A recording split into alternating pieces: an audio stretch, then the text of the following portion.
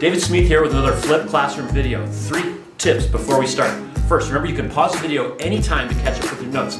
Second, you can turn on the captions below so you can watch my words go by on the screen. And lastly, you can play the video at double speed if that helps you get through it faster.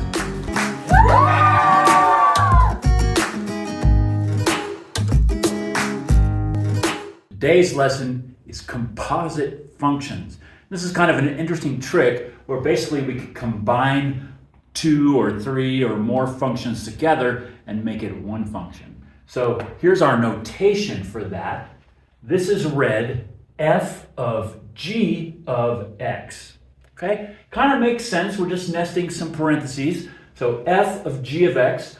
We can also use this little dot. No, that's not fog of x. That's f of g of x. Okay, so you're going to see both those kinds of notations in our textbook. All right, let's put this to use, starting with a straightforward example. So I've given you 3 functions here. F of x is 3x plus 5, g of x is x squared plus 2x minus 1, and h of x is negative 3. First off, we just want to do f of g of 2. I'm going to tell you what to do, and then I want you to pause the video and try to work that out. First, you do g of 2, so that means you would plug 2 into this function, get your result, and then take that result and plug it into the f function, which would be 3x plus 5. So go ahead and pause the video and do that. All right, let's do this as 2 steps. First, we're going to figure out what g of x is, or g of 2, and then we're going to take that result and find out what f of that is. So first off, g of 2, just plug the 2 in wherever you see x in the function g of x. So I've got 2 squared plus 2 times 2 minus 1. This gives me 7. So g of 2 is 7. Then I take my 7, that's g of 2, and I put it into the f of x function. So I'm going to put in f of 7 equals 3 times 7, that's this function, 3x. So 3 times 7 plus 5, that's 21 plus 5 gives me 26. So f of g of 2 equals 26. Now we're going to do this a little bit more abstractly. Try it this way. F of g of x. Okay, so now I'm not telling you what x is. I'm asking you to do the algebra. So what you're going to do is you're going to take this function, g of x, which is x squared plus 2x minus 1, and you're going to stick this in for x in the f of x function, and then expand and simplify. So if you're feeling bold, go ahead and pause the video now and see how far you can get. Okay, I'm going to walk you through the steps here just to make sure it makes sense. So what we're going to do is we're going to take this expression and put it right in there for x. So keep track of your parentheses.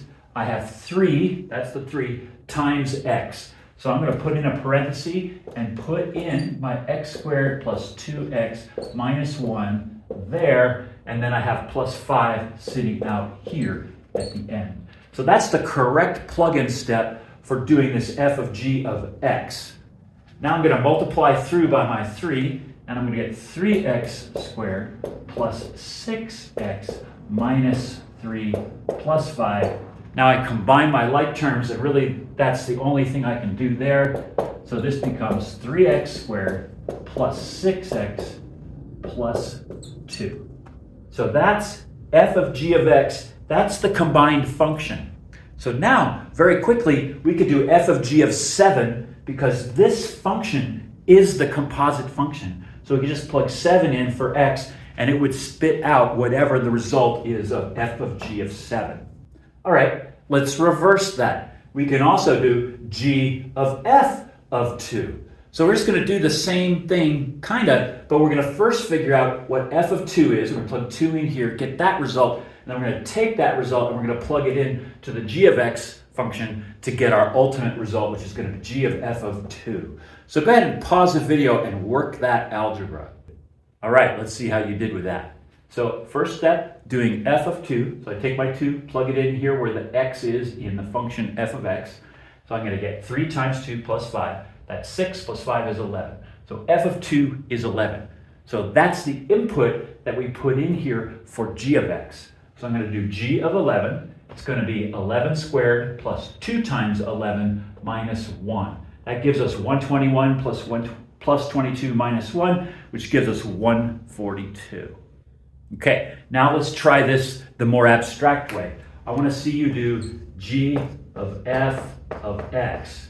So go ahead and work that algebra and see what you get.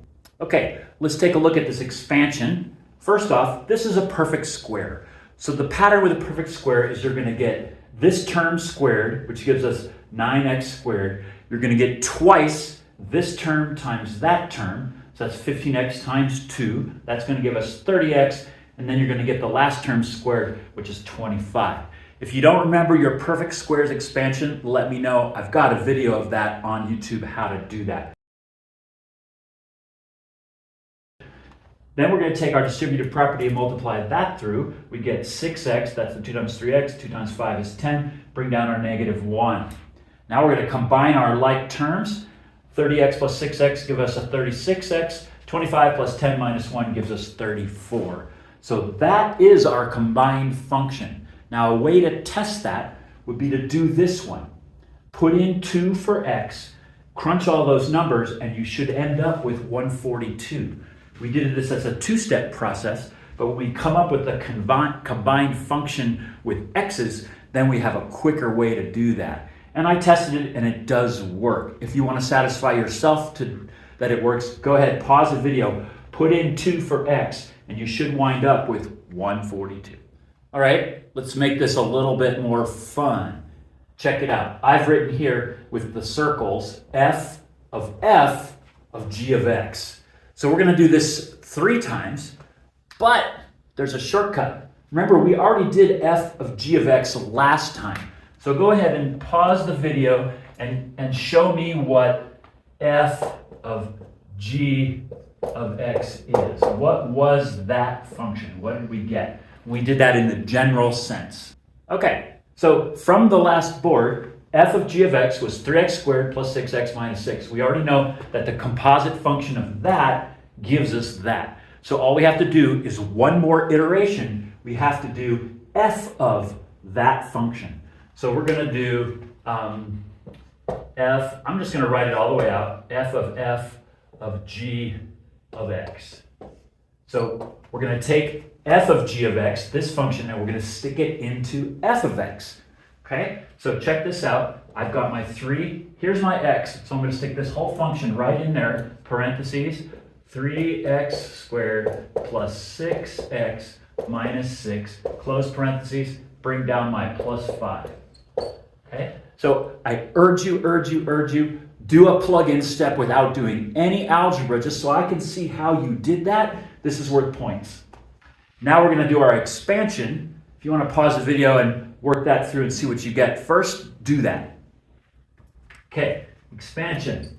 Oops, it's not going to be a 3. I'm going to multiply 3 times 3x squared. That's 9x squared. 3 times 6x is 18x. 3 times negative 6 is minus 18 plus 5 gives us 9x squared plus 18x minus 13. And that's our composite function for f of g of x. Whew! All right, let's try this one. I'm back to my parenthetical notation. I prefer this than the circles. The circles keep looking like O's to me. In the textbook, it's way more clear, but you'll find that I like to just do with the parentheses. Okay, so now we're going to do f of h of x. So that means whatever this function is, we want to stick that into f of x. Now, fortunately for us, h of x is just negative 3. So we don't need to do this first. We're just going to take our negative 3 and plug it in wherever we see x there. So this is going to be 3 times negative 3, parentheses, plus 5. So that's going to give us minus 9 plus 5, which is going to give us negative 4. So f of h of x equals negative 4. So again, this is a horizontal line going through the point negative 4. Okay, here's an interesting one. We're going to do f of g of h of negative 1. So go ahead and pause the video and see if you can work that out. Notice I'm not putting an x there, so you just have to do the math and get the number from each function, put it into the next one, put it into the next one. Okay, this first step is a little bit of a trick question. or so I think. H of 1 equals negative 3. So this is a little tricky. H of 1 is negative 3 because h of x is just negative 3. So now we take our negative 3 and we put it into g of x. So now we're going to do g of negative 3, and that's going to give us negative 3 squared plus 2 times negative 3 minus 1. So I did my plug-in step. Now let's do my math. Negative 3 squared is 9 plus 2 times negative 3 is minus 6 minus 1. That gives us 2. So g of negative 3 is 2. So now pause the video and finish this calculation. Okay, here's what I hope you did. You took this 2 and you put it in for x in f of x. This is the last one. First we did h of 1, then we took that result, which is negative 3, and we put it in the g function right here. So we did that work. It spit out a 2. So now we do f of 2, and that's going to be 3 times 2 plus 5, which is going to give us 11. So 11 is the answer to f of g of h of 1. Whew! All right, let's do this again with different functions. So now I've got my f of x is the square root function, just square root of x, and my g of x is another quadratic, x squared plus 3x. So first one, pause the video and do this. This is the abstract version. You're not going to get a number. You're going to have x's in your answer. So do g of f of x. Let's see how you do. All right, so plug-in step. We take f of x and we put it in the g of x function. So f of x is the square root of x. We're going to put square root of x wherever we see x in the g function. So this is going to be square root of x. We put it there, but we're squaring it, plus 3 times square root of x. Okay, so I just did my plug-in step. I just took my f of x and I put it in wherever I saw x in g of x. Now we can simplify. What's the square of square root of x? That's just x.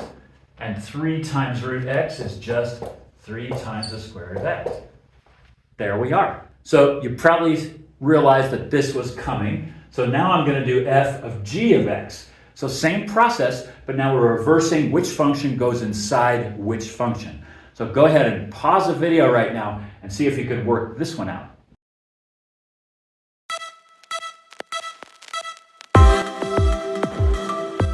I forget how I start that. Does it go? Here, I can hope the video was helpful. I can hope it. Now that you've watched the video, write down any questions you still have so you can remember to ask them in class next time we meet. Also note that you can watch the video again if you want to deepen your understanding or patch up any gaps. Finally, give me a like and subscribe if you enjoyed it. Yeah!